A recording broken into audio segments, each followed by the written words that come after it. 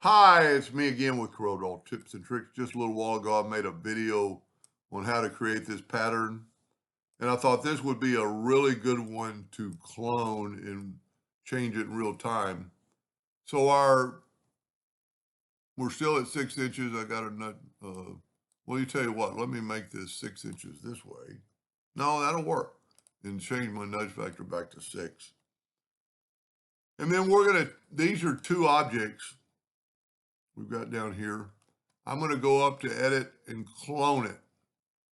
And then I'm going to move one of them out of the way. And that is if we check it individually, this is our clone curve.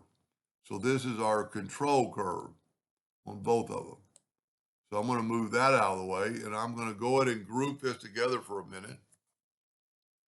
And then I'm going to control D to duplicate it and rotate it 90 degrees and then nudge it over. And then I can go hit the plus key or control D and move it over. Maybe one more.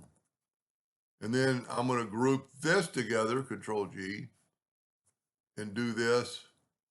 And then I change my nudge factor to, well, I'm going to leave it to 6 because I think that's the common denominator.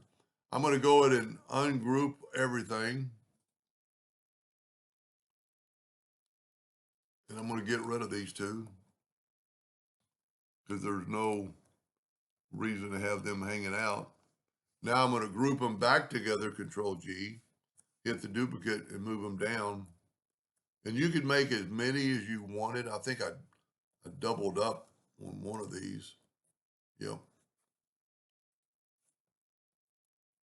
You don't want too many. Now I'm going to ungroup all. And then I'm going to, this is still our clone. And you go, well, that maybe doesn't look the way I want it to look. Let's grab the center one and get the interactive fill tool. And let's put a little more turquoise in this. See what it's doing to all of them? I don't really like that, but you could change it. You could change it completely. That looks pretty cool. That would just put a line. Let's try putting a dark blue in that instead of the black.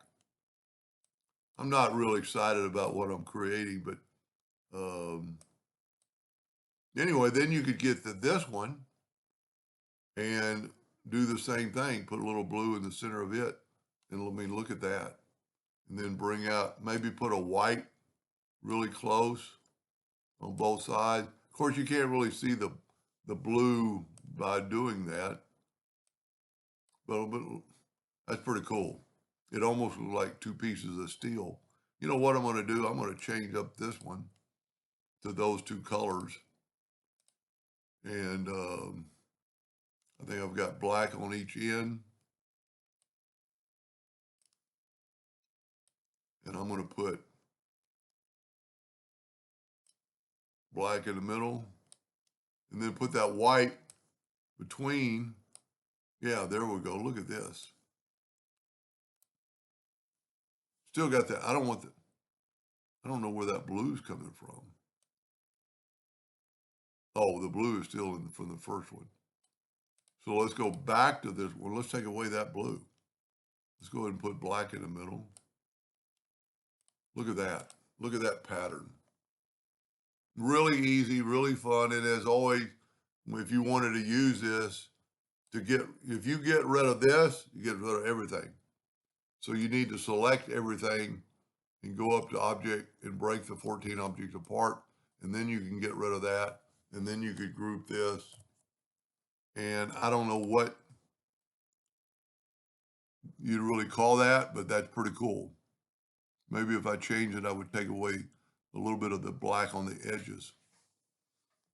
Anyway, I hope that helped a little bit. Thank you for watching.